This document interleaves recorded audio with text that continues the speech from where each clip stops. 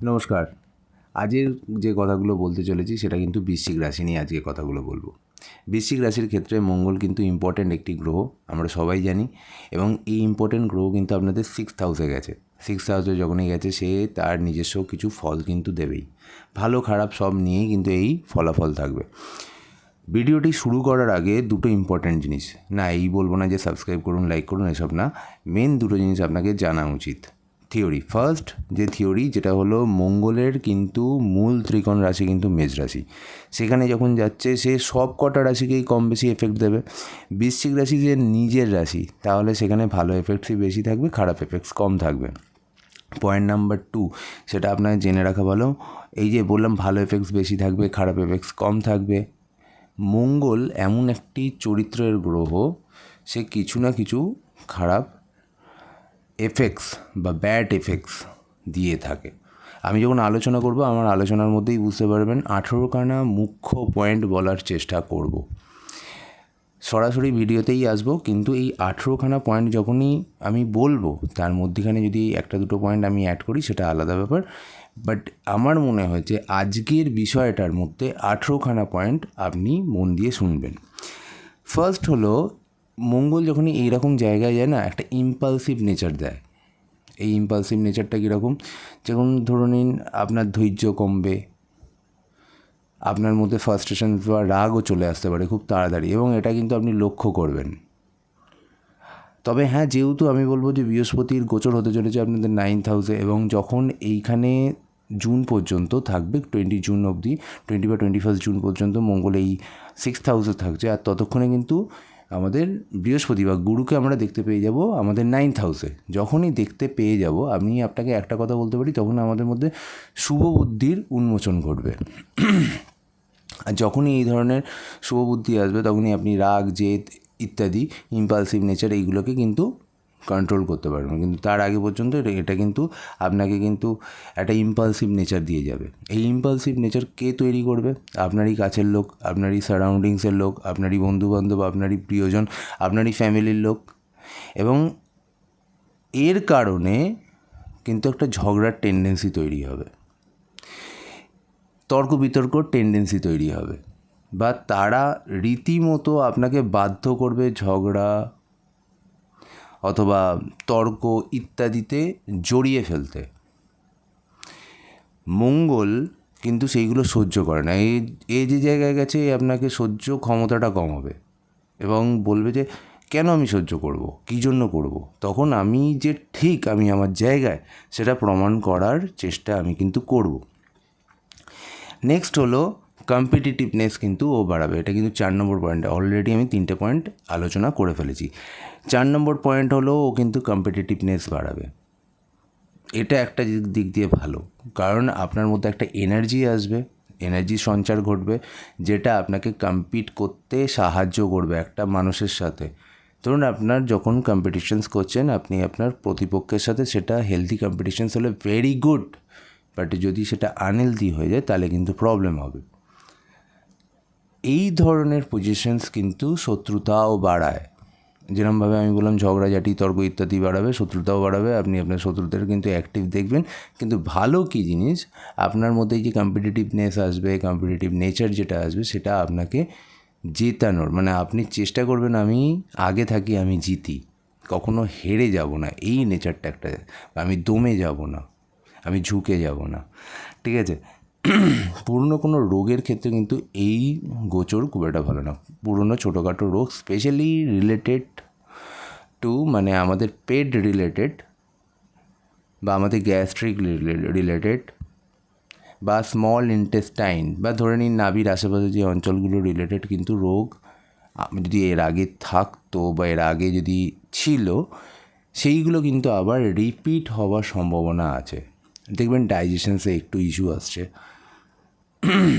এই পেটের রোগের মধ্যে যখনই আপনি কিছু এই ডাইজেশনস, গ্যাস্ট্রিক রিলেটেড ইস্যু দেখবেন, অবশ্যই কিন্তু ডক্টরের সাথে কনসাল্ট করবেন।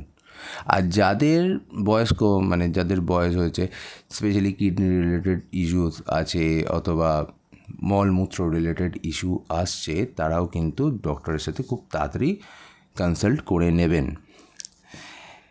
পয়েন্ট নাম্বার 9-এ চলে যাই। অলরেডি আমি 8খানা পয়েন্ট বলে দিই। 9 নম্বর পয়েন্টে যখন যাব তখন মেডিসিন বা মেডিসিনের খরচ বা মেডিকেল রিলেটেড খরচ কিন্তু বাড়ানোর চেষ্টা করবে এবং আলটিমেটলি এই অবস্থান কিন্তু কিছুটা খরচ বাড়ানোর চেষ্টা করে।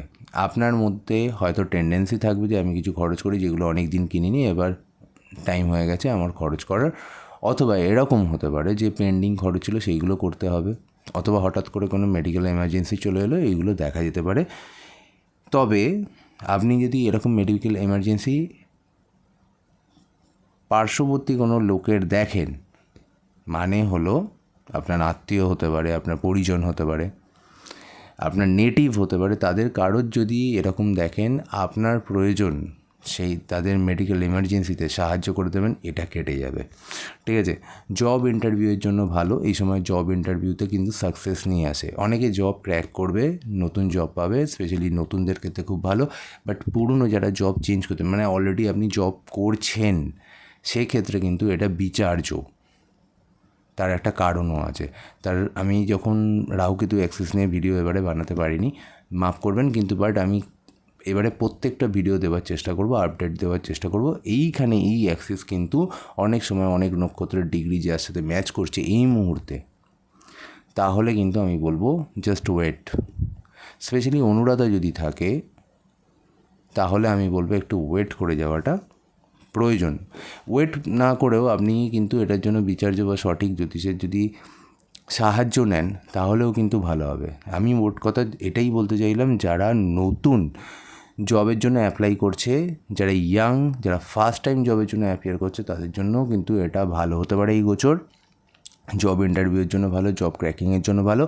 কিন্তু যারা অনেক দিন ধরে জব করছে, এইবার চাইছে একটা জব চেঞ্জ করতে বা নতুন কোনো জব খুঁজতে, তাদের জন্য আমার কথাটা হলো কিন্তু তারা বিচার করে এটি পরিবর্তন করবেন। ঋণ দেখবেন আপনি চাইছেন অ্যাভেলেবেল হয়ে যেতে পারে, আবার ঋণ শোধ করতে চাইছেন তার জন্য অ্যাভেলেবেল হয়ে যেতে পারে।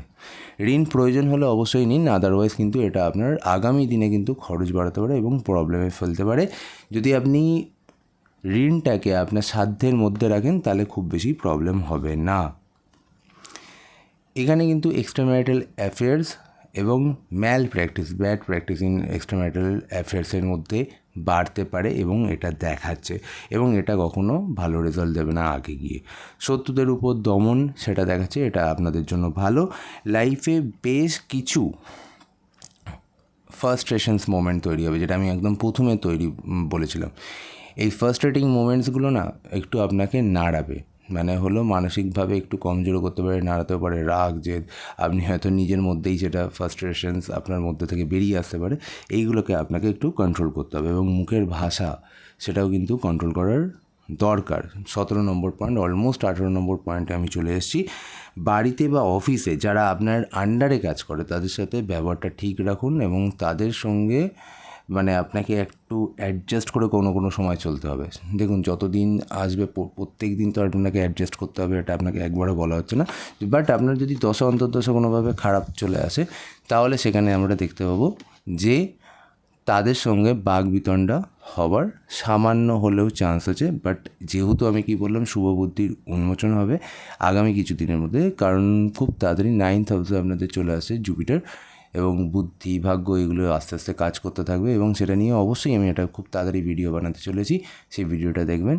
সেখানে কিন্তু এই প্রবলেমসগুলো বা মঙ্গলের খারাপ এফেক্টগুলো কিন্তু অবশ্যই কমাবে, কারণ বৃহস্পতির দৃষ্টি আপনাদের রাশির উপর এবার ডাইরেক্ট থাকবে। সেটা নিয়ে আমরা আগামী ভিডিওতে বলবো।